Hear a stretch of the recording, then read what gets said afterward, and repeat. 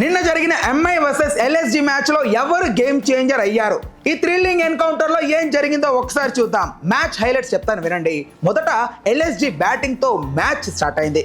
Mitchell Marsh 31 balls లో 60 runs, Markram 38 balls లో 53 runs తో చెలరేగిపోతున్నారు.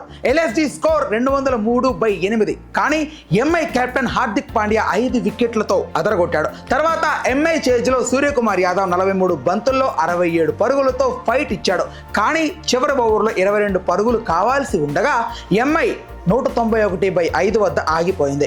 ఎల్ఎస్జి 12 పరుగుల తేడాతో గెలిచింది. ఇవన్నీ మాకు తెలుసు, ఇప్పుడు అసలు స్టార్ ఎవరు చెప్పు అనేగా చెప్తా. Game changer Avesh Khan. చివరి ఓవర్లో ఎంఐకి 22 పరుగులు కావాలి.